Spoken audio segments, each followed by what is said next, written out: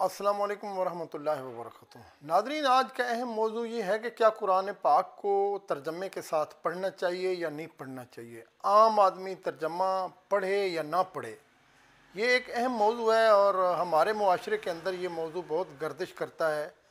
اکثر جن لوگوں کا اس معاشرے کے اوپر ہولڈ ہے، آپ کہہ سکتے ہیں کہ جن کی اکثریت ہے ہمارے حنفی حضرات، جن میں بریلوی مکتبہ فکر کے علماء آتے ہیں اور دیوبند مکتبہ فکر کے علماء آتے ہیں، انہوں نے صرف قرآن پاک کو ثواب کی کتاب گردانا ہے، اس کو سمجھنے کے لیے کوشش نہیں کی، نہ ہی عوام کو اس طرف ترغیب دلائی ہے کہ قرآن کو لوگ سمجھیں اور سمجھنے کے بعد صراط المستقیم کی طرف راغب ہو جائیں۔ بہرحال آج ایک ویڈیو میری نظر سے گزری ہے، چھوٹے چھوٹے یہ 3 کلپ ہیں، یہ تینوں آپ ذرا دیکھیں۔ سب سے پہلے مفتی عبد الواحد صاحب کا یہ والا کلپ دیکھیں۔ یہ بات ذہن میں رکھیں کہ تلاوت قرآن کرنا تو ہر بندے کا حق ہے، لیکن اگر وہ تلاوت کے ساتھ ترجمہ بھی پڑھنا چاہتا ہے تو اسے چاہیے وہ کسی عالم کی زیر نگرانی پڑھے، خود نہ پڑھے۔ وہ خود ترجمہ پڑھنے بیٹھ جائے گا نا تو بعض مقامات ایسے آئیں گے جس جگہ وہ شکوک اور شبہات اور سوالات میں مبتلا ہو جائے گا، اور ایسے سوالات لوگ سمجھتے ترجمے کے ساتھ پڑھ لو۔ بابا، قرآن کریم کی آیات بہت سی ہیں، کچھ آیات وہ ہیں جس میں قبر آخرت کا ذکر ہے، قیامت کا ذکر ہے، یہ تو ہر بندہ سمجھے گا، لیکن کچھ آیات مسائل کی ہیں، عقائد کی ہیں، دلائل کی ہیں، وہاں سمجھنا عام بندے کی بس کی بات نہیں ہے۔ وہاں وہ سمجھائے گا جو تعلیمات نبویہ پڑھ چکا ہوگا، جسے احادیث پر عبور ہوگا اور شریعت کا ماہر ہوگا، وہ سمجھائے گا، ورنہ عام بندہ تو پریشان ہو جائے گا، اور ایسا پریشان ہوگا کہ اللہ نہ کرے کہیں گمراہی میں مبتلا ہو جائے، جسے قرآن کہتے ہیں یہدی بہ کثیرا ویضل بہ کثیرا، کہ قرآن کے ذریعے ہدایت ملتی ہے تو بعضوں کو گمراہی بھی ملتی ہے، تو اس گمراہی کا کیا کرو؟ تو اسی لیے میں نے پہلے بھی منع کیا تھا، اب بھی کرتا ہوں کہ ترجمہ پڑھنے کا شوق ہے آپ پڑھیں، میں منع نہیں کرتا، لیکن علماء کی زیر نگرانی، آپ کسی عالم دین کی زیر نگرانی۔ میڈیکل کی کتاب ڈاکٹر آپ کو ترجمے کے ساتھ نہیں پڑھنے دیتا بغیر کسی ڈاکٹر کے مشورے کے، تو قرآن کریم لاوارث تو نہیں ہے، ورنہ قرآن کریم کی کئی آیات ایسی آئیں گی بندہ پریشان ہو جائے گا۔ اور یہی بات حکیم الامت مولانا اشرف علی تھانوی رحمۃ اللہ علیہ نے بیان القرآن ترجمہ قرآن کے مقدمے میں لکھی ہے۔ لوگ کہتے ہیں نا ترجمے کیوں لکھے جاتے ہیں، تو میں کہتا ہوں یہ ترجمہ ان طلباء کے لیے لکھا جاتا ہے جو عالم بننا چاہتے ہیں اور ابتدائی ہوتے ہیں، ان کے لیے ترجمہ ہے، ہر ریڑھی لگانے والے ہر دکاندار کے لیے نہیں ہے۔ ہاں، وہ عالم کی زیر نگرانی پڑھے تب ٹھیک ہے، ورنہ نہیں ہے۔ حضرت تھانوی رحمۃ اللہ علیہ نے اردو میں ترجمہ کیا بیان القرآن، اس کے مقدمے میں لکھا ہے کہ عوام کو نہیں چاہیے وہ صرف ترجمے پڑھے، اگر عوام کو ترجمے پڑھنے کا شوق ہے تو کسی عالم کی زیر نگرانی پڑھے۔ یہ میرا جملہ نہیں ہے، یہ حکیم الامت مولانا اشرف علی تھانوی رحمۃ اللہ علیہ کا۔ جی ناظرین محترم، آپ نے مفتی عبد الواحد قریشی صاحب کی جو ہے نا وہ ویڈیو دیکھی ہے۔ انہوں نے جناب کتنی تگ و دو کی ہے، کتنی کوشش کی ہے اور کتنا ٹل لگایا ہے کہ میں لوگوں کو اس بات پہ قائل کروں کہ لوگ قرآن کے ترجمے کو نہ پڑھیں۔ بہرحال اللہ تعالیٰ ان کے حال پہ رحم فرمائے، اللہ تعالیٰ ان کو ہدایت دے۔ دیکھیں جی، قرآن پاک جو ہے نا وہ آیا ہی سمجھنے کے لیے، یہ قبروں کے اوپر پڑھنے کے لیے، یہ میتوں کو بخشوانے کے لیے، یہ دلہن کے سر کے اوپر رکھنے کے لیے، یہ ختموں پہ پڑھنے کے لیے، یہ کل خانیوں پہ پڑھنے کے لیے، یہ 40ویں پہ پڑھنے کے لیے نہیں آیا ہے۔ یہ ہماری راہوں کو متعین کرنے کے لیے زندگی کا ضابطہ حیات بن کر آیا ہے۔ اس کو سمجھیں گے تو مسائل حل ہوں گے۔ بہرحال مفتی صاحب کی اخیر کوشش تھی کہ لوگ اس کو نہ پڑھیں۔ بہرحال میرا مقصد یہ ہے کہ آپ کو دکھانا ہے کہ ڈنڈی کون مارتا ہے اور کہاں پہ مارتا ہے۔ بہرحال آپ نے ان کی بات میں عمل نہیں کرنا ہے۔ ابھی آپ دیکھیں مفتی محمد اکمل صاحب جو ہیں، وہ ان کا ایک چھوٹا سا یہ والا کلپ۔ ایک ہی کہتی ہیں کہ میں دن میں سورہ یاسین پڑھا کرتی تھی، رات کو سورہ ملک پڑھتی تھی، تو کسی نے کہا آپ یہ کیوں پڑھتی ہیں، آپ قرآن کو ترجمے کے ساتھ کیوں نہیں پڑھتی ہیں؟ تو میں نے پھر ان صورتوں کو پڑھنا چھوڑ دیا اور قرآن کو ترجمے سے پڑھنا شروع کیا، جس کی مجھے برکات حاصل ہوئیں۔ دیکھیں، ترجمے اور تفسیر کے ساتھ قرآن پاک پڑھنے کی تو ہم بھی آپ کو بہت زیادہ ترغیب دیتے ہیں۔ ان صاحب نے کہا آپ ترجمے سے پڑھیں، میں کہتا ہوں صرف ترجمے سے کبھی قرآن کو مت پڑھیے گا، آپ ہدایت کی طرف نہیں آئیں گی بلکہ گمراہی کی طرف چلی جائیں گی، کیونکہ صرف ترجمے سے اللہ تبارک و تعالی کا صحیح مقصود یا صحیح مقصد سمجھ میں آ جائے، ایسا نہیں ہو سکتا۔ ترجمہ صرف آیات کا لفظ کا ترجمہ ہوتا ہے، اس میں مکمل تفسیر ذکر نہیں ہوتی، لہٰذا اللہ تعالیٰ کے کئی دفعہ ایک آیت کا ظاہر کچھ کہہ رہا ہوتا ہے، لیکن جب ہم تفسیر پڑھتے ہیں تو پتہ چلتا ہے کہ جو ہمیں ظاہراً سمجھ میں آ رہا تھا وہ اللہ کا مقصود نہیں ہے۔ اس لیے ہم یہ مشورہ دیں گے کہ ترجمہ اور تفسیر دونوں کے ساتھ پڑھیں، صرف ترجمے کے ساتھ کبھی نہ پڑھیں، یہ اکابرین نے منع فرمایا۔ جی ناظرین، آپ نے مفتی صاحب کی جو ہے نا وہ ویڈیو دیکھ لی ہے، چھوٹا سا کلپ تھا ان کا۔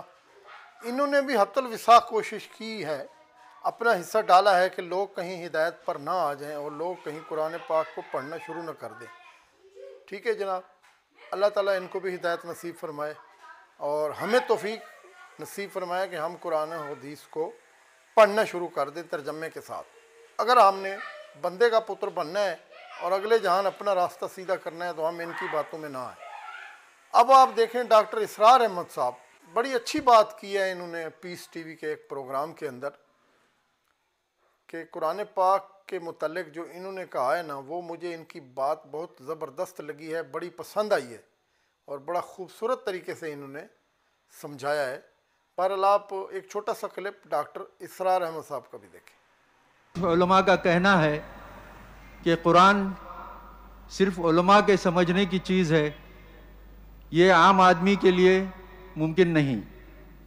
اس پر تھوڑی سی روشنی ڈالیں۔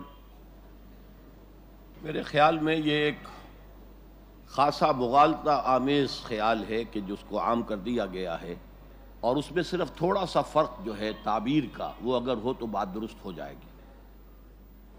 کسی شخص کا مفتی بننا جو کہہ سکے کہ کیا چیز حلال ہے، کیا نہیں ہے، کیا حرام ہے، اس کے لیے تو واقعتاً 14 علوم 16 علوم جتنے بھی آپ کہیں وہ لازم ہے۔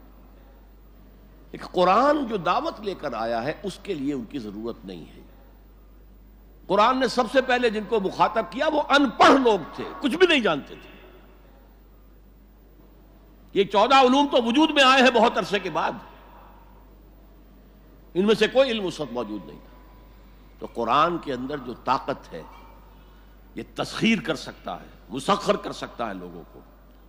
ہم نے اس تلوار کو میان کے اندر رکھ کر زنگ آلود کر دیا ہے۔ اتر کر ہرا سے سوئے قوم آیا اور ایک نسخہ کیمیا ساتھ لایا۔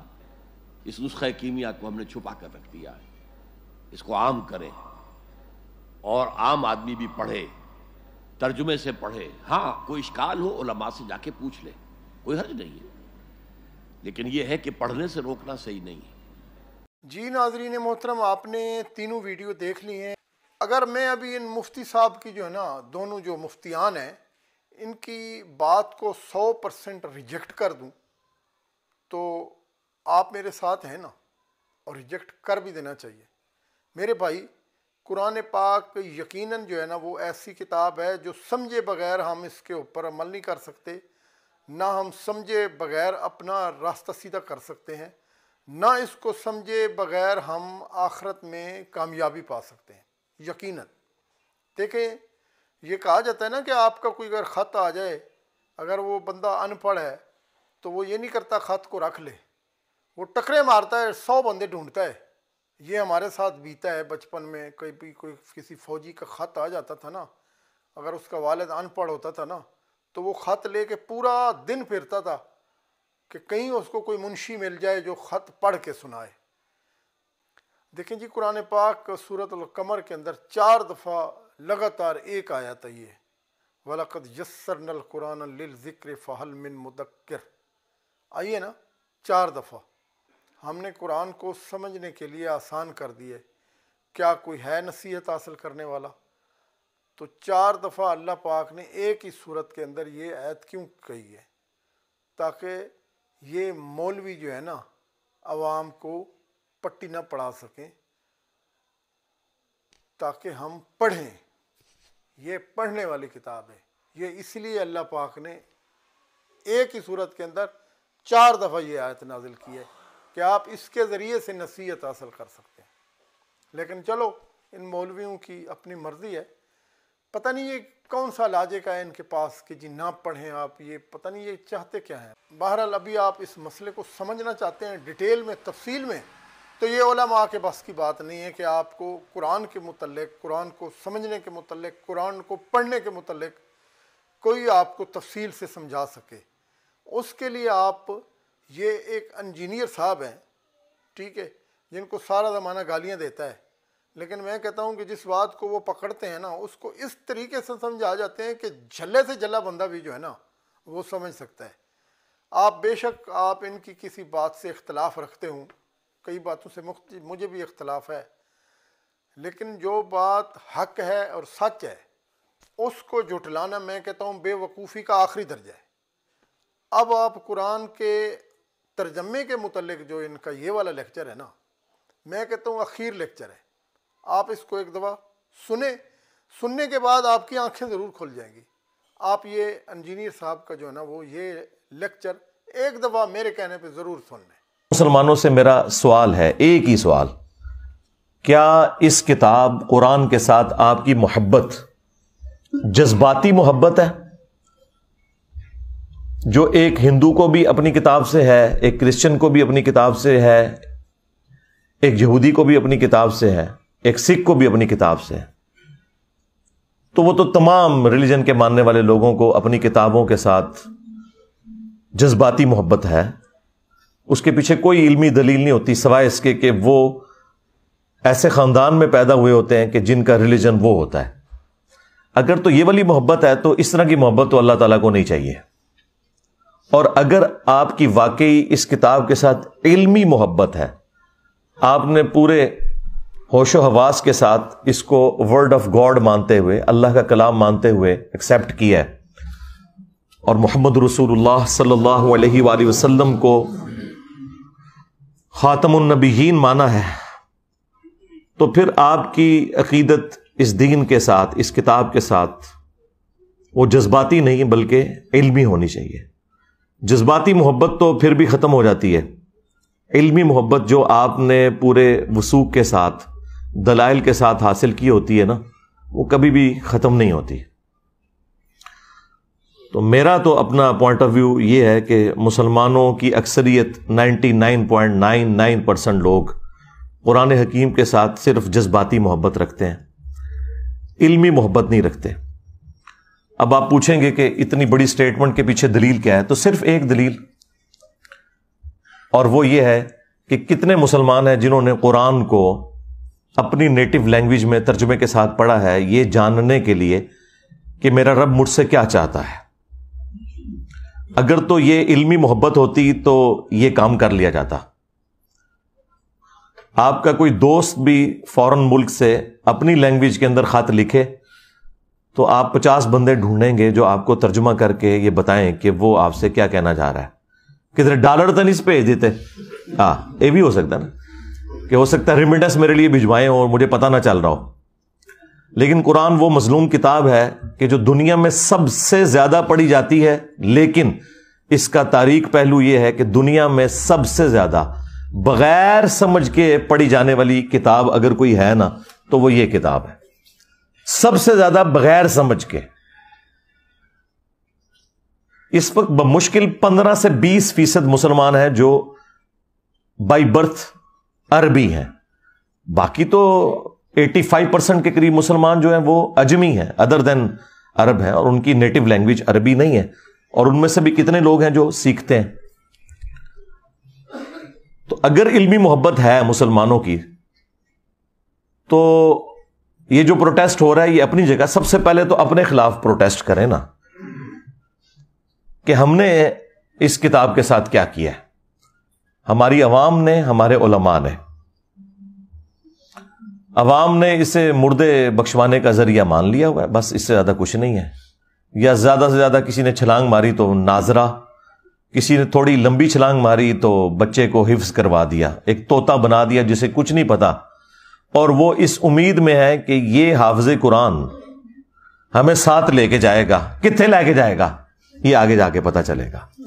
بھائی یہ جو ابو داؤد کی حدیث المستدرک للحاکم میں جو حدیث موجود ہے، مشکات کے اندر بھی موجود ہے، حافظ قرآن کی فضیلت کے اعتبار سے وہ اس حافظ کے لیے جس نے قرآن کے حلال کو حلال اور حرام کو حرام جانا۔ جس حافظ قرآن کو یہ پتہ ہی نہیں قرآن میں کیا لکھا ہوا ہے تو وہ یہی کرے گا نا کہ رمضان کے دنوں میں چھوٹی چھوٹی وہ خشخشی داڑھی رکھ لے گا اور تراویح پڑھائے گا مسجد کے اندر جا کے، اینڈ پہ معاوضہ وصول کرے گا اس کا، اور عید والے دن جا کے شیو کروا دے گا، اور پھر اگلے رمضان میں دیہڑی لگانے کا انتظار کرے گا۔ زیادہ تر حافظ تو ایسے ہی ہیں۔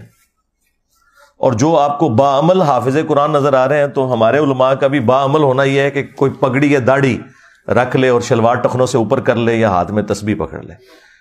یہ تو ایک چھوٹا سا جز ہے عمل کا۔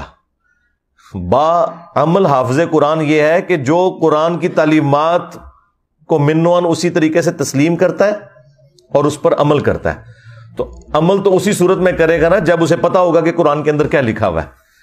جب مسلمان کو یہ پتہ ہی نہیں قرآن میں کیا لکھا ہے، اس نے عمل کہاں سے کرنا ہے؟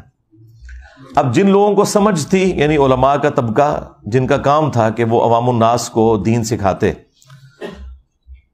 وہ الٹا اسلام کے دشمن بن گئے انجانے میں، یا ہو سکتا ہے بعض جان بوجھ کے بھی ایسے کرتے ہوں، کہ انہوں نے پبلک میں یہ مشہور کر دیا کہ قرآن و حدیث ڈائریکٹ نہ پڑھنا، گمراہ ہو جاؤ گے۔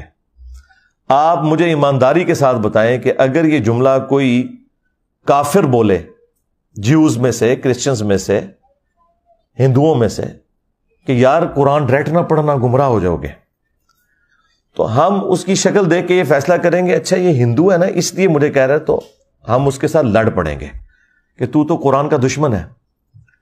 لیکن یہ جو مسلمان نما کافر ہر جمعے کو ممبر پہ چڑھتا ہے اور دنیا میں ملینز آف یہ کفار کے ایجنٹ مولویوں کی شکل میں ممبروں پہ چڑھے ہوئے ہیں، اور آپ کو یہ کہتے ہیں قرآن و حدیث ڈائریکٹ نہیں پڑھنا، آپ گمراہ ہو جاؤ گے، اس پہ تو آپ سبحان اللہ کہہ رہے ہوتے ہیں۔ اس پہ تو میں نے ہی آواز بلند کی ہے نا ان کے خلاف، باقی تو سارے گونگے شیطان ہی بنے رہے ہیں، یہ دبے الفاظ میں بات کرتے ہیں، جی علماء سے جا کے سیکھیں۔ علماء نے تو خود قرآن نہیں سیکھا وہاں۔ اور پھر مجھے نہیں سمجھ آتی کہ یہ پبلک کے اندر انہوں نے کیوں مشہور کر دیا ہے کہ جی قرآن ڈائریکٹ نہیں پڑھنا۔ بھئی قرآن کوئی بھی ڈائریکٹ نہیں پڑھتا، آج تک کسی نے قرآن ڈائریکٹ نہیں پڑھا۔ ایک مسلمان اردو لنگوسٹک والا جب احمد بریلوی صاحب کا ترجمہ پڑھتا ہے تو وہ قرآن ڈائریکٹ کہاں سے پڑھ رہا ہے؟ وہ تو احمد بریلوی صاحب سے قرآن پڑھ رہا ہے۔ اگر کوئی ڈائریکٹ اشرف علی تھانوی صاحب کا ترجمہ پڑھتا ہے تو وہ قرآن ڈائریکٹ کہاں سے پڑھ رہا ہے؟ وہ تو اشرف علی تھانوی صاحب سے قرآن پڑھ رہا ہے۔ اب کیا دنیا میں کوئی بریلوی یہ جرت کرے گا کہ میں اعلیٰ حضرت احمد بریلوی سے بہتر قرآن کا ترجمہ کر سکتا ہوں؟ کوئی زندہ یا مردہ عالم دین جو بریلوی مکتب سے تعلق رکھتا ہو یہ کلیم کر سکتا ہے کہ میں قرآن کو احمد بریلوی سے بہتر ٹرانسلیٹ کر سکتا ہوں؟ نیور۔ یا کوئی دیوبندی زندہ یا مردہ یہ کلیم کرے کہ میں اشرف تھانوی صاحب سے بہتر ترجمہ کر سکتا ہوں؟ یا کوئی اہل حدیث کہے کہ میں جونا گڑھی سے بہتر ترجمہ کر سکتا ہوں؟ یا کوئی اہل تشیع میں سے کہ جی میں سید فرمان علی شاہ سے بہتر ترجمہ کر سکتا ہوں؟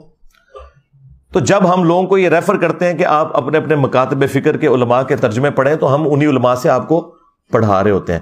یہ جو انہوں نے ڈکوسلا مچایا نا کہ ڈائریکٹ نہیں پڑھنا گمراہ ہو جائیں گے، انہیں کہ ہم ڈائریکٹ پڑھ ہی نہیں رہے، ہم تو پڑھ رہے ہیں آپ کے بڑوں سے۔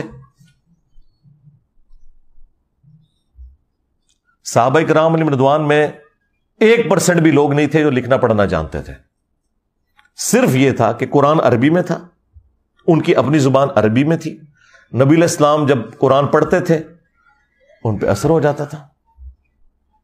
آج اگر قرآن آپ کی نیٹو لینگویج کے اندر ہے، آپ بے شک لکھنا پڑھنا بھی نہ جانتے ہوں، آپ کو پتہ چل جائے گا قرآن میں لکھا کیا ہوا ہے۔ مجھے بتائیں یہ 11 ستمبر 2001 ٹوئنز ٹاور کا جو اٹیک ہوا امریکہ میں، اس کے بعد جو ہزاروں لوگ مسلمان ہوئے ہیں پچھلی 2 دہائیوں کے اندر، کیا انہوں نے علماء سے جا کے قرآن پڑھا؟ اور ان کی اوقات تو یہ ہے کہ دوسری اذان کے وقت لوگ مسجد میں آ رہے ہوتے ہیں، انہوں نے انگریزی میں قرآن کا ترجمہ پڑھا، اسلام قبول کر لیا۔ اور پھر ان میں سے کئی لوگ ہیں جنہوں نے باقاعدہ پھر اسلام کے دفاع میں کتابیں لکھی، اور یہاں بڑے بڑے علماء بڑے فخر سے بتاتے ہیں کہ دیکھیں جی یہ فلاں انگریز ہے، اس نے نبی صلی اللہ علیہ وآلہ وسلم کے حق میں یہ کتاب لکھی ہے۔ اب انہی علماء سے پوچھیں کہ بھئی اس کے پاس تو ڈگری نہیں ہے، تم اس کی تعریف کیوں کر رہے ہو؟ وہ کہتے ہیں ڈگری چھوڑیں، بات بڑی اچھی کی ہے، کیونکہ اس کے نام کے ساتھ انجینئر تو نہیں نہ آتا۔ ہاں بس چپ کتے رہو، انجینئر آئے گا پھر دیکھ لیں گے۔ دیکھیں آپ لوگوں کو میں چھوٹی چھوٹی ایسی چیزیں بتاتا ہوں جس سے آپ کا دماغ کھلے کہ جب آپ غیر مسلموں کی مثالیں دیتے ہیں کہ فلاں نے نبی علیہ السلام کی شان میں یہ کتاب لکھ دی، فلاں نے یہ لکھ دی، تو یار وہ کوئی ڈگری والے لوگ ہیں؟ نہیں، انہوں نے قرآن بھی اپنی نیٹو لینگویج میں اسٹڈی کیا ہوتا ہے، لیکن چونکہ وہ پوری نیک نیتی کے ساتھ یہ کرتے ہیں، اللہ تعالیٰ انہیں اسلام تک بھی پہنچا دیتا ہے کہ یہ ایسے لوگ بھی ہوتے ہیں، اور ان کی ورکنگ آپ کو نظر آتی ہے اور آپ کوٹ کرتے ہیں، ان کے ساتھ کی ورکنگ آپ کے لوگ نہیں کر سکتے۔ اور یہی حال یہاں پر بھی ہے، جن لوگوں کو اللہ تعالیٰ نے قرآن کی خدمت کے لیے اٹھایا، آپ دیکھ لیں سارے کے سارے نان مولوی ہیں، چاہے مولانا مودودی رحمہ اللہ ہوں، ڈاکٹر اسرار صاحب رحمہ اللہ ہوں، احمد دیدار صاحب رحمہ اللہ ہوں، یہ سب کے سب لوگ اس مدرسہ سسٹم کی آؤٹ پٹ نہیں ہے، خدمت اللہ تعالیٰ نے ان سے لی ہے۔ تو یہ جو علماء ممبروں پہ چڑھ کے آپ کو یہ کہہ رہے ہیں کہ قرآن و حدیث ڈائریکٹ نہ پڑھنا گمراہ ہو جاؤ گے، ان سے بڑا اسلام کا دشمن کون ہو سکتا ہے؟ ہم کس حوصلے کے ساتھ ان کی یہ باتیں سن لیتے ہیں؟ ویسے تو لاجیکلی یہ غلط بول رہے ہوتے ہیں، لیکن ان کے یہ الفاظ کیا قابل گرفت نہیں ہے کہ تم اسلام کی پیٹھ میں چھرا گھونپ رہے ہو؟ اصل میں یہود و نصارہ کے کفار کے ایجنٹ یہ لوگ ہیں جو آپ کے ممبروں پہ بیٹھے ہوئے ہیں کہ جی قرآن و حدیث ڈائریکٹ نہیں پڑھنا۔ اور یہ کہہ رہے کیوں ہیں؟ ان کو پتا ہے کہ ان کے فرقے کا کوئی عقیدہ قرآن و سنت کے مطابق نہیں ہے۔ انہیں فوراً فکر لگ جاتی ہے کہ اگر کسی نے قرآن ترجمے سے پڑھا تو پھر مرے ہوئے بزرگوں کو، بابوں کو پکارنا چھوڑ دے گا، ایک اللہ کا پکارنے والا وہ بن جائے گا۔ ایاک نعبد و ایاک نستعین۔ انہیں یہ فکر لگ جاتی ہے کہ اگر اس نے صحیح بخاری اور صحیح مسلم پڑھ لی تو اسے تو پتہ چلے گا کہ نماز کا طریقہ تو ایک ہی لکھا ہوا ہے تمام کتابوں کے اندر، سنی ہو یا شیعہ، اور سنیوں کی بھی ٹاپ آف لسٹ جو کتابیں بخاری اور مسلم، اس میں تو نماز کا طریقہ رکوع میں جاتے وقت اور رکوع سے اٹھتے وقت رفع الیدین کے ساتھ لکھا ہے۔ تو میں پھر اس کو کیسے سنبھالوں گا؟ یہ تو آگے مجھ سے پوچھے گا کہ بخاری مسلم تمہارے مدارس میں اگر پڑھائی جا رہی ہے تو تم لوگ نماز سنت کے مطابق کیوں نہیں پڑھ رہے؟ یہ پیچھے ریزن ہے، ان کے چندے بند ہو جائیں گے، یہ آپ کو کبھی بھی قرآن و حدیث ڈائریکٹ نہیں پڑھنے دیں گے۔ اسلام کے ساتھ دشمنی یہ لوگ کر رہے ہیں، قرآن کے بڑے دشمن یہ ہیں۔ اور پھر دیکھیں کیسی دشمنی ہے ان کی، آپ کو یہ قرآن کے حوالے سے بجائے یہ بتانے کے کہ یہ کتاب ہدایت ہے، آپ کو یہ بتائیں گے جی قرآن میں تو لکھا ہے کہ قرآن پڑھ کے لوگ گمراہ بھی ہو جاتے ہیں۔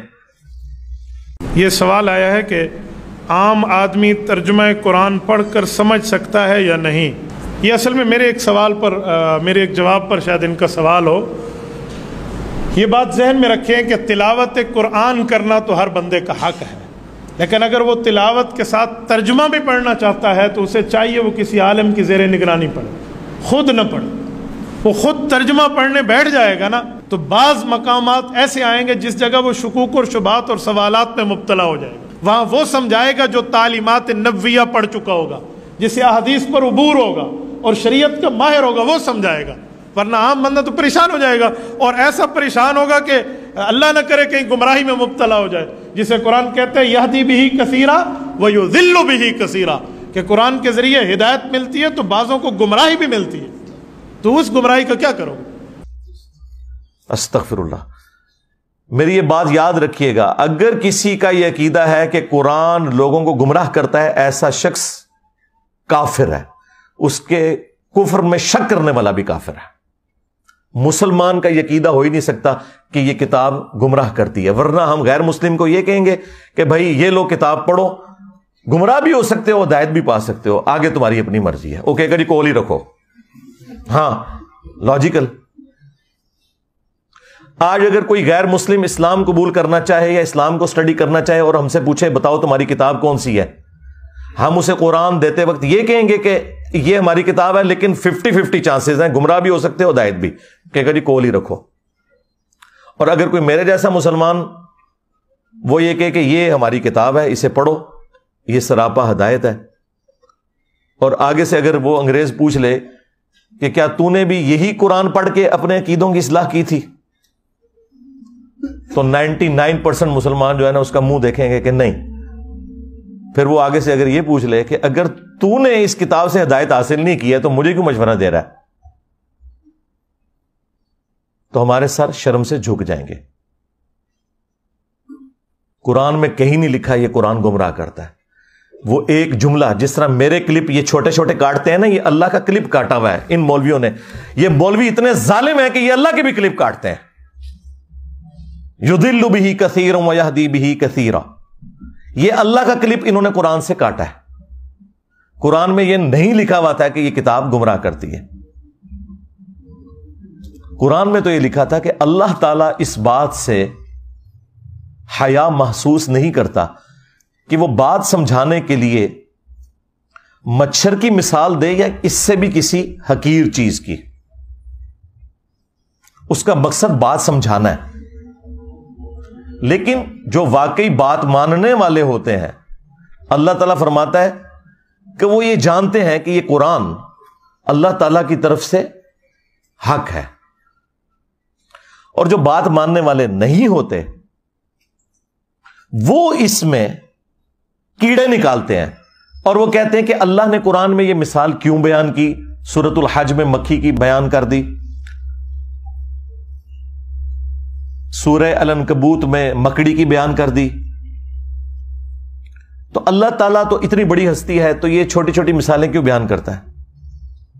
تو اس کے جواب میں اللہ تعالیٰ نے فرمایا کہ جو اہل ایمان ہے وہ تو جانتے ہیں کہ یہ حق ہے تیرے رب کی طرف سے، کیونکہ اس کا مقصد بات سمجھانا ہے. اچھا استاد وہ ہوتا ہے جو اسٹوڈنٹ کے لیول پہ اتر کے بات کو سمجھاتا ہے، اپنے علم کا روب نہیں ڈالتا موٹے موٹے الفاظ بول کے.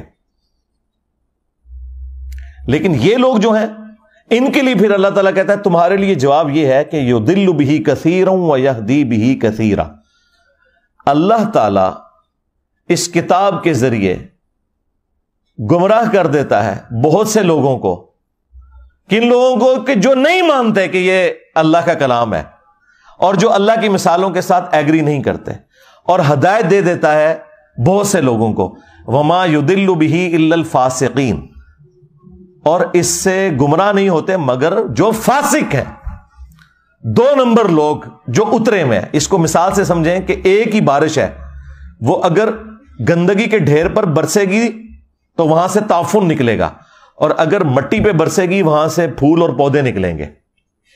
تو اللہ تعالیٰ فرما رہا ہے کہ جو یہ قرآن کو تانا دیتے ہیں نا کہ قرآن میں چھوٹی چھوٹی مثالیں کیوں آئی ہیں، تو اللہ تعالیٰ فرمایا کہ جو اہل ایمان ہے وہ تو جانتے ہیں کہ اللہ بات سمجھانا چاہ رہا ہے، اور تم چونکہ بات نہیں سمجھنا چاہ رہے تو یہ اسی لیے نازل ہوئی ہے تاکہ تم اس میں کیڑے نکالو اور گمراہ ہو جاؤ. یہ بات اللہ تعالیٰ نے تانے کے طور پر، ٹونٹ کے طور پہ کی تھی، نہ کہ یہ بتایا تھا کہ قرآن گمراہ کرتی ہے. اللہ نے کہا کہ جو قرآن کو نہیں ماننا چاہتا وہ گمراہ ہو جائے گا، اور جو قرآن کو ماننا چاہتا ہے وہ ہدایت پا جائے گا. یہ بتایا ہوا تھا. اس کو انہوں نے کہہ دیا قرآن گمراہ کرتا ہے. نعوذ باللہ. یہ تو لکھے نہیں. یضل بہ، اللہ نے اس مثال کے ساتھ بہت سے لوگوں کو گمراہ کر دیا. کن کو گمراہ کر دیا؟ جو لوگ اس مثال کو نہیں ماننا چاہتے، چھوٹی چھوٹی مثالوں کو. اور بہت سے لوگوں کو ہدایت مل گئی. جس طرح قرآن میں کئی جگہ ہے کہ جب قرآن نازل ہوتا ہے تو جو اہل ایمان ہے ان کا ایمان بڑھتا ہے. جب کافر ان سے پوچھتے ہیں کہ یہ آیات نازل ہونے سے کیا ہوا، تو اللہ تعالیٰ فرماتا ہے کہ اہل ایمان تو کہتے ہیں ہمارا ایمان بڑھتا ہے اس سے. یعنی جو بات ماننے والے ہیں ان کا ایمان بڑھے گا. اگر کسی کا ایمان نہیں بڑھ رہا اور وہ کہہ رہا ہے میں اس سے گمراہ ہو رہا ہوں، تو اس کا مطلب یہ ہے کہ وہ تو ایمان والا ہی نہیں، اور یہ زیادہ تر مسلمان ہی کہتے ہیں. تو اپنے ایمان کی فکر کرو. پھر دوسری مثال آپ کو دیتے ہیں سورہ الجمعہ سے. وہ کہتے ہیں کہ جی سورہ الجمعہ میں اللہ تعالیٰ نے فرمایا ہے علماء یہود کی مثال گدھوں کی سی ہے، جس طرح گدھے پر کتابیں لاد دی جائیں. تو یہ کوئی کتابیں سامنے رکھ کے یا کتابیں پڑھ کے کوئی بندہ عالم نہیں بن جاتا. یہ تو اللہ تعالیٰ نے گدھوں کی مثال بیان کی ہے. حالانکہ یہ انہی کو ہی اللہ تعالیٰ نے گدھوں سے مثال دی ہے کہ جو لوگ کتابیں صرف سامنے رکھتے ہیں پڑھتے نہیں، ان کے شوکیسوں میں سجی ہوئی ہوتی ہیں. کیوں؟ گدھے پہ اگر آپ کتابیں لاد دیں تو گدھا کتاب کا صرف بوجھ اٹھا سکتا ہے، پڑھ نہیں سکتا. تو اللہ نے علماء یہود کو کہا کہ تم نے بھی ان کتابوں کا بوجھ اٹھایا ہوا تھا کئی صدیوں سے، تمہیں پتا تھا کہ اس کتاب کے اندر آخری پیغمبر کی پیشگوئیاں لکھی ہیں، لیکن جب وہ پیغمبر آئے ہیں تم ان کے انکاری ہو گئے ہو. تو تمہاری مثال ان گدھوں کی سی ہے کہ جن پہ کتابیں لدی ہیں، تم نے وہ کتاب پڑھ کر इस पैगंबर को नहीं पहचाना। किताब पढ़ने वालों को ताना नहीं दिया अल्लाह ने, ना पढ़ने वालों को गधे का, यानी आपके भी उलमा को, जिन्होंने शोकेसों में सजाई हुई और कहते हैं कुरान हदीस डायरेक्ट ना पढ़ना गुमराह हो जाओगे। यह मिसाल तो इन उलमा की बयान हुई भी है कि इन्होंने गधे की तरह बोझ किताबों का उठाया। आज तक किसी ने बुखारी मुस्लिम से नमाज का तरीका नहीं अपनी पब्लिक को बताया, तो गधो तुमने ये बोझ ही उठाया हुआ है बुखारी मुस्लिम का, इस पे पढ़ के अमल नहीं किया। जिस तरह उलमा यहूद ने नबी सल्लल्लाहु अलैहि वसल्लम की प्रोफेसीज देखकर उन पर अमल नहीं किया था, उल्टा रसूलुल्लाह के मुखालिफ बन गए थे। आज तुम भी इस्लाम की पीठ में छुरा घोंप रहे हो। यह मतलब है इसका। जी गधों की मिसाल आई है और गधों तुम्हारी मिसाल आई हुई है। और ये गधे की मिसाल बुखारी मुस्लिम में नबी इस्लाम ने अपने उम्मत के वाइजीन इन मौलवियों के बारे में भी फरमाया कि मैंने कोलू का, जिस तरह गधा होता है ना, जिस तरह बैल होता है ना, इस तरह गधा भी होता था अगले जमानों में। इस तरह मैंने जहन्नम में ऐसे लोगों को, जो लोगों को नेकी का हुक्म का कहते थे, खुद को नहीं अमल करते थे, यानी कि मौलवी तबका, अल्लामा पाने वाला, तो इनको मैंने अंतड़ियों के गिर्द, अपनी अंतड़ियों के गिर्द जहन्नम में चक्कर लगाते हुए देखा है, गधे की मानत। तो नबी इस्लाम ने इन्हें गधे की मिसाल बयान किया है, कुरान ने भी किया है, नबी इस्लाम ने भी किया है। कुरान ने तो उलमा सू को कुत्ता कहा है। सूरतुल अराफ की आयत नंबर 175 और 176 में बलआम बिन बाऊरा, जो एक यहूदी आलिम था, तफसील इसकी अल मुस्तदरक लिल हाकिम में मौजूद है। अल्लाह ने इल्म दिया था लेकिन पस्ती में गिर गया, दुनिया का कुत्ता बन गया। अच्छा, वो चंदों के चक्कर में पड़ गया। अल्लाह ने कहा कि हमने उसे इल्म दिया था, लेकिन वो दुनिया का तलबगार हो गया। अब उसकी मिसाल कुत्ते की सी है। जिस तरह कुत्ता हर वक्त जुबान बाहर निकाले होता है, चाहे उसके पेट में कुछ हो या ना हो, उस पर बोझ डालें ना डालें, उसकी रालें टपकती रहती है ना, इस तरह इसकी रालें टपकती हैं। ये चंदा बुक लेके फिरता रहता है। आज के दौर में कुरान पे, सुन्नत पे, अंबिया कराम अलैहिस्सलाम की तालीमात पर अमल करने वालों को अल्लाह ताला ने कभी भी कुरान में बुरा नहीं कहा। हमेशा उनको कहा कि जो नाम लेकर इस पे अमल नहीं कर रहे, यानी उलमाए सू।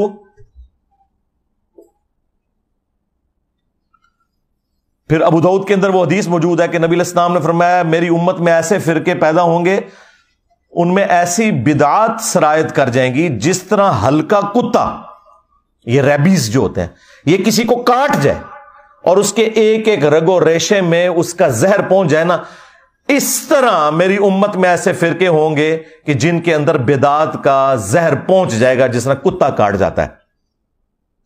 अब मैं आपसे पूछूंगा, ये कौन सा कुत्ता है जो काट जाए तो आपके जिस्म के अंदर मजहब के पॉइंट ऑफ व्यू से नेगेटिव चीजें इंजेक्ट हो जाती हैं? जाहिर है किसी क्रिकेटर, फुटबॉलर, स्क्वाश के प्लेयर के काटने से तो ऐसा नहीं होगा, मौलवी के काटने से ही होगा ना, क्योंकि दीन का कस्टोडियन और दीन सिखाने वाला कौन है? मौलवी। तो ये हल्का कुत्ता कौन है? और अगर आपको यकीन ना आए तो आप बरेलवियों से पूछ लें कि देवबंदियों के उलमा क्या हैं, वो कहेंगे बलआम बिन बाऊरा। हाँ, देवबंदियों से पूछे, कहेंगे बरेलवियों के उलमा बलआम बिन बाऊरा। तो मैं जो बात कर रहा हूं इसके ऊपर इजमाए उम्मत है। हाँ, ज़हन में रखिएगा, मैंने कोई ऐसी बात नहीं की है कि जिसके ऊपर इत्तफाक ना हो। वो अपनी ऐनक लगा के देख रहे होते हैं ना, इसलिए उनको बुरा लग रहा होता है।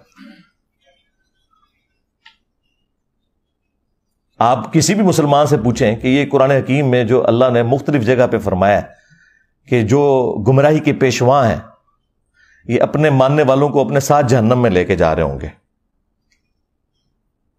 तो अगर किसी बरेलवी से पूछे क्या इससे मुराद अहमद बरेलवी साहब होंगे, कहेगा नहीं नहीं नहीं, ये तो देवबंदियों के बारे में।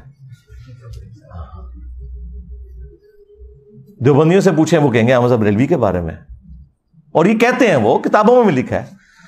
ना तसल्ली हो तो अल मुहन्नद अल मुफन्नद और हुसामुल अरमैन पढ़ के आप देख लें। शैतानी लश्कर कह दिया है, कुत्ता ते शाही कोई नहीं, शैतानी लश्कर।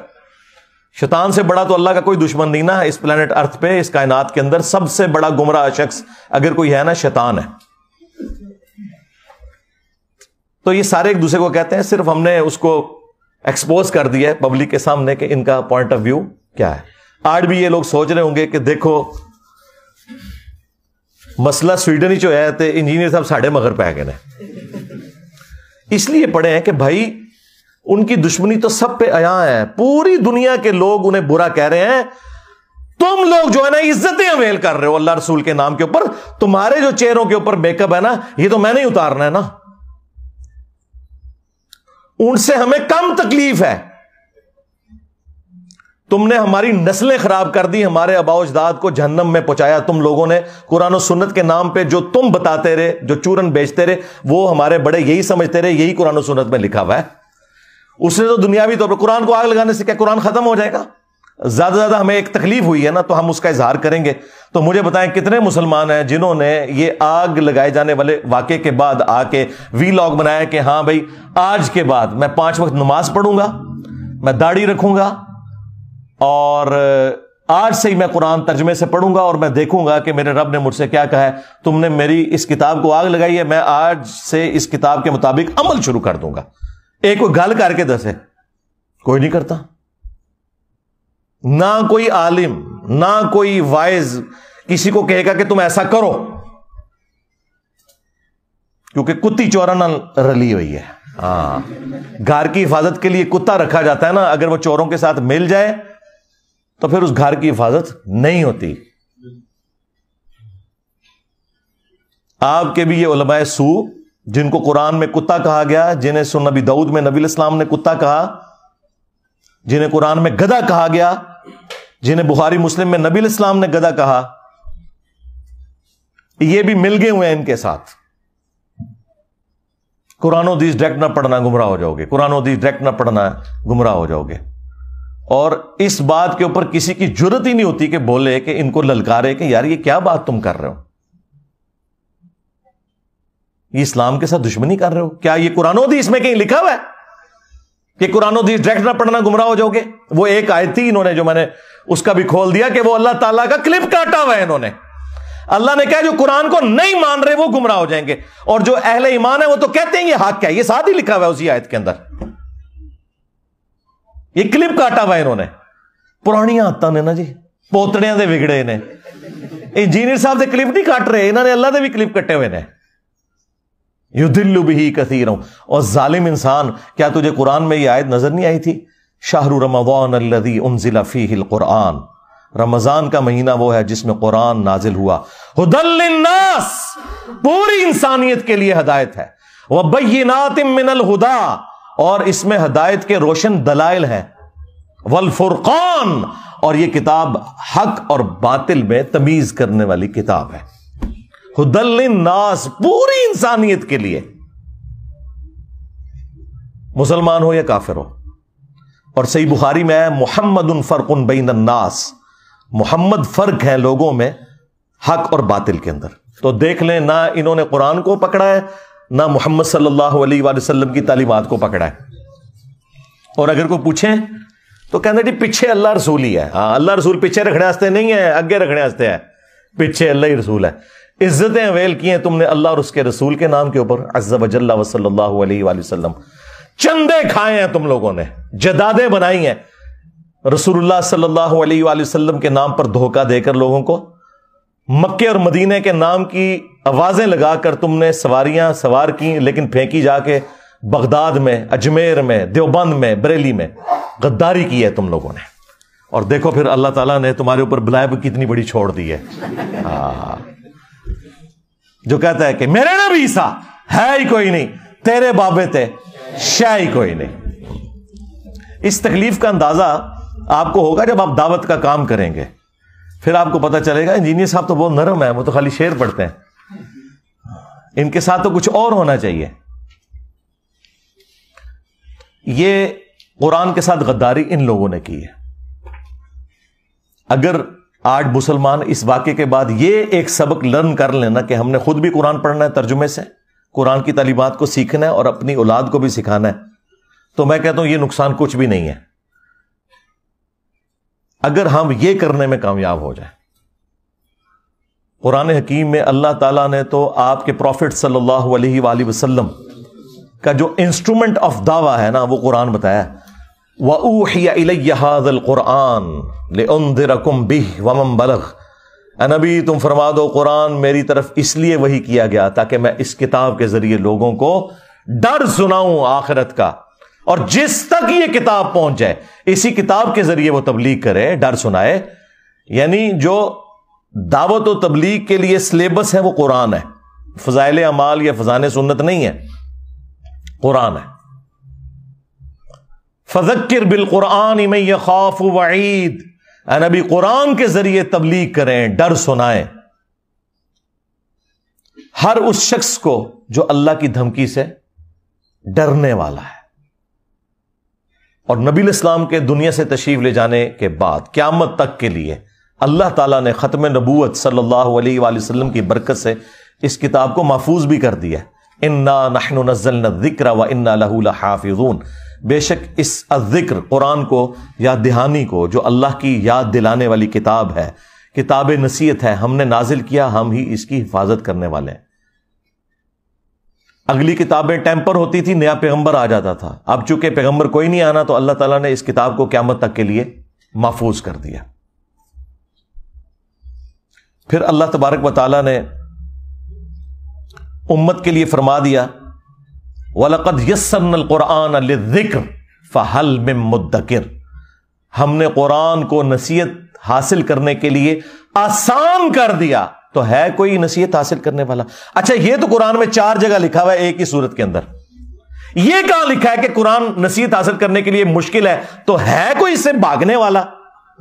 اور یہ تو آپ کو مولوی کہہ رہے ہیں قرآن و حدیث ڈائریکٹ نہ پڑھنا گمراہ ہو جاؤ گے. ان ظالموں سے پوچھو کہ ہمارا عقیدہ تو قرآن میں ایک سورت میں 4 دفعہ اللہ تعالیٰ نے بیان کیا ہے وَلَقَدْ يَسَّرْنَا الْقُرْآنَ لِلذِّكْرِ فَهَلْ مِن مُدَّكِرٍ، ہم نے قرآن کو نصیحت حاصل کرنے کے لیے آسان کر دیا، ہے کوئی نصیحت حاصل کرنے والا؟ تم بتاؤ یہ قرآن میں کہاں لکھا ہے کہ قرآن ڈائریکٹ نہ پڑھنا گمراہ ہو جاؤ گے؟ وہ میں نے بتایا انہوں نے اللہ کا کلپ کاٹا تھا، اس کو بھی میں نے آج ایکسپلین کر دیا. تو تمہارا تو کوئی عقیدہ، کوئی دعویٰ قرآن میں لکھے نہیں، اس کے الٹ باتیں لکھی ہوئی ہیں.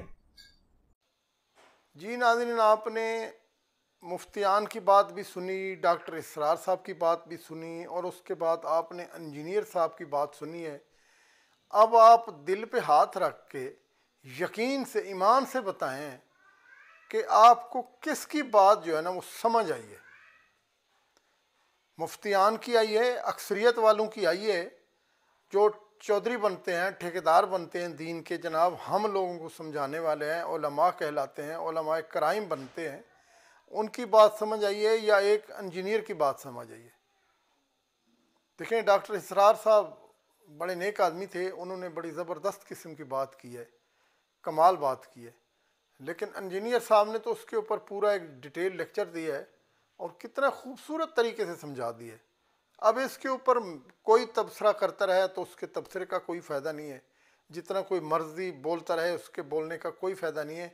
جتنا کچھ بولنا تھا، سمجھانا تھا اور آپ کو کلیئر کرنا تھا وہ انجینئر صاحب نے کر دیا ہے. یقیناً آپ کی دل کی آنکھیں بھی کھل گئی ہوں گی.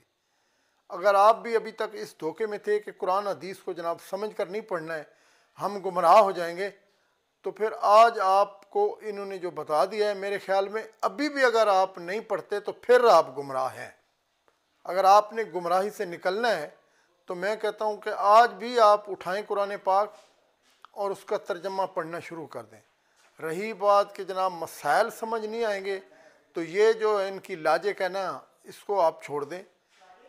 چند ایسی باتیں ہیں جو سمجھ شاید نہ آئیں، کچھ متشابہات ہیں یقیناً، تو اس میں پڑھنے کی ویسے ضرورت نہیں ہے. اکثر تم احکامات ہیں، محکمات ہیں، وہ ہر آدمی سمجھ سکتا ہے. مجھے بتائیں کہ سورۃ فاتحہ جو ہے، اس میں کوئی ایسی بات ہے جو ہمیں سمجھ نہ آئے سوائے چند ایک چیزوں کے؟ تو وہ آپ اگر لوگوں کو بتانا ہی چاہتے تھے جناب محترم مفتیان صاحب کہ جناب قرآن حدیث نہ پڑھنا، تو آپ یہ کہہ سکتے تھے کہ قرآن حدیث کو پڑھیں. ہاں چند چیزیں ہیں جو آپ نہیں سمجھ سکے، ان کے لیے آپ نے علماء کرائم یعنی ہم سے رابطہ کرنا ہے.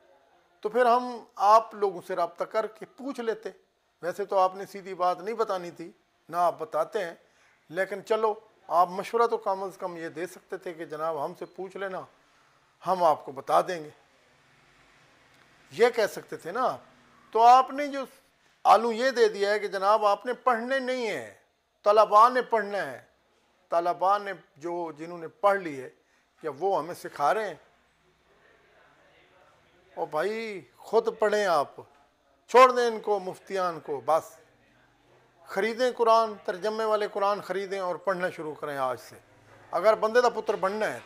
نہیں بننا، اسی طرح جناب لٹر پریڈ اگلے جہان بھی اپنی کروانی ہے تو پھر آپ نہ پڑھیں، پھر ان کے پیچھے لگے رہیں اگلے جہان یہ، اور پھر ہم سارے ایک ہی جگہ پہ ہوں گے، پھر جو لٹریشن ہوگی وہ دیکھی جائے گی۔